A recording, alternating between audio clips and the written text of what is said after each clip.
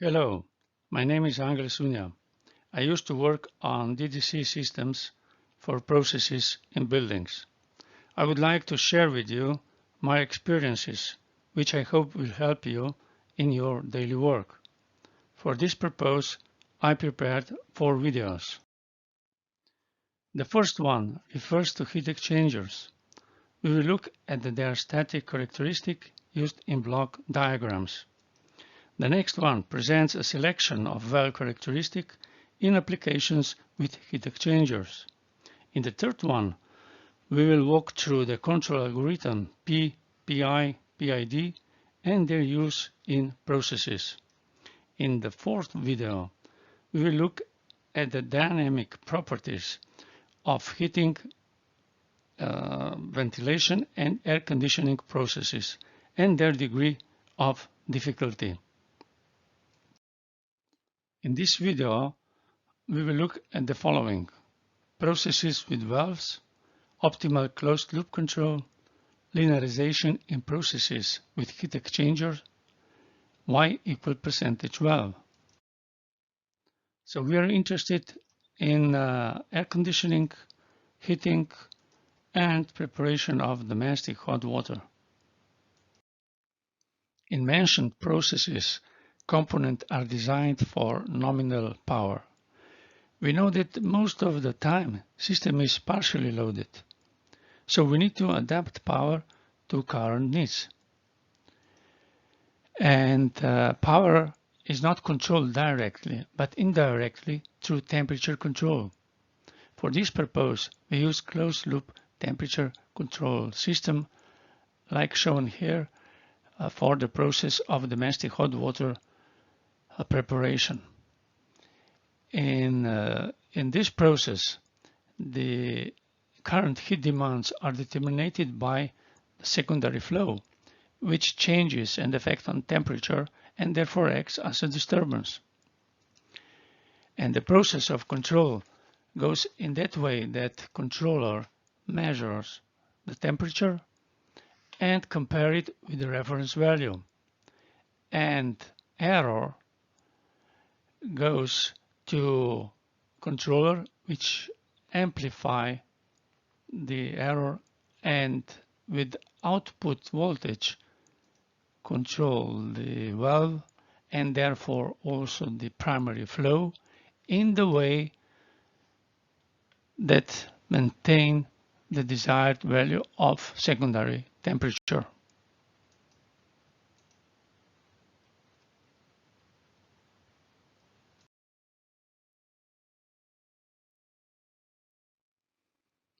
For the mentioned processes, we need to select such a components that there will be a linear relationship between the process output and input, like this.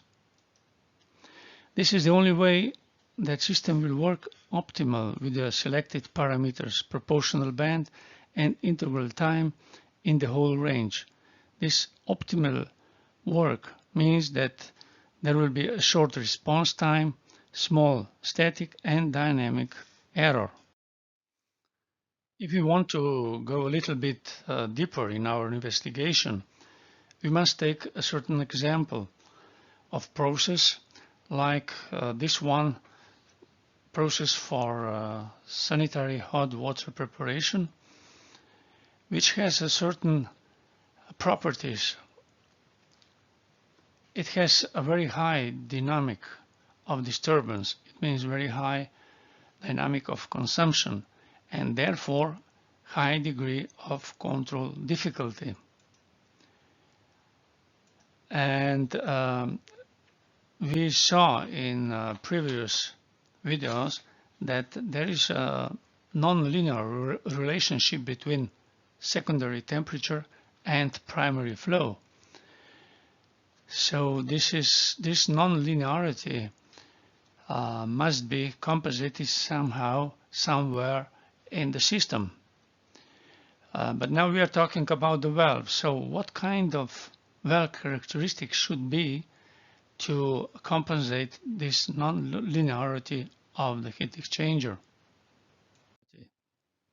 So here is the block diagram of this process of domestic hot water preparation. And in each block there's a gain K, which shows a relationship between output and input variable of each component.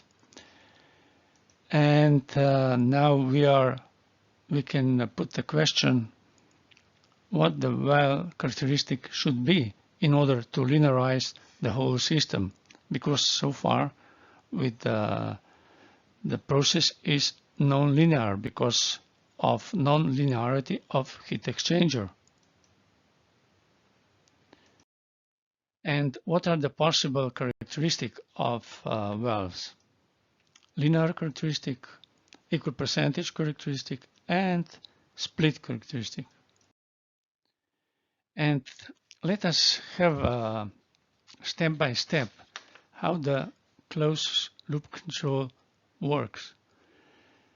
And we will do it in that way that we will simulate first a disturbance. So we will increase the secondary flow, increase the consumption, and then look the reaction of controller, which will try to compensate an error which is based on this increase of consumption. So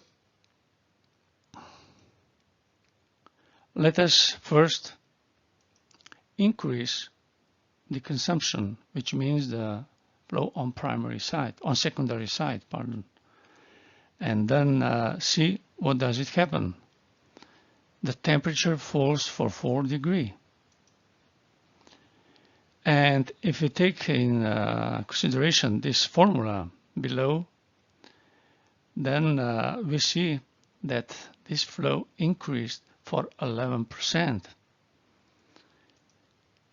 And then this error of 4 degrees is detected by controller, and controller start acting the actuator and opening the valve and for the certain stroke.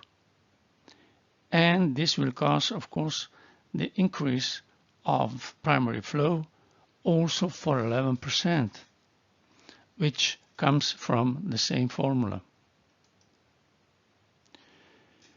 And well, this will cause that the secondary temperature will goes up to 50 degrees. So this increase of primary flow eliminates an error which was caused by increase of secondary flow for 11%, and also primary flow has to go up also for 11%. Of course, the controller doesn't know anything about the percentages. It works in the way as it was described before. And it works in that way that the same percentage of change on secondary side, change of flow on secondary side, causes the same error of temperature, and the same error of temperature causes the same stroke change and the same percentage of change of primary flow. So we can call this some kind of equal percentage rule or equal percentage principle, which comes from this formula below. Well, this was this description of one disturbance, but let's go through the whole range of primary flow. And we see that the same stroke should change the primary flow for the same percentage through the whole range of primary flow. And if we go through the whole range, we see such a kind of changes of equal percentage change. And if we connect all those points together, we see that we need to have equal percentage characteristic, which will bring us to a linear relationship between stroke and temperature on secondary side. And this is what we were looking for. Well, to check the selection, take a station with a power of 100 kilowatt, and we can check it with the software Hexact. We put those desired value in software, and it will give us a certain type of heat exchanger, and we will simulate with this software first disturbance, which means we will increase the secondary flow in that way that there will be an error for 4 degrees, as it was in our previous case. And then we'll simulate the reaction of controller. It means we will increase the primary flow for a certain amount in order to return temperature on the beginning value. It means on 50 degrees. And we did it for the whole range of primary flow, and we can see graphically that we need a characteristic of the valve in that way, which is very much similar like equal percentage characteristic. So from the available type of characteristic, well, it is very much equal to the equal percentage. So decision that the equal percentage characteristic is the right solution, well, it is now confirmed. And let us make comparison between equal percentage and linear characteristic. For equal percentage characteristic is a typical that there is the same stroke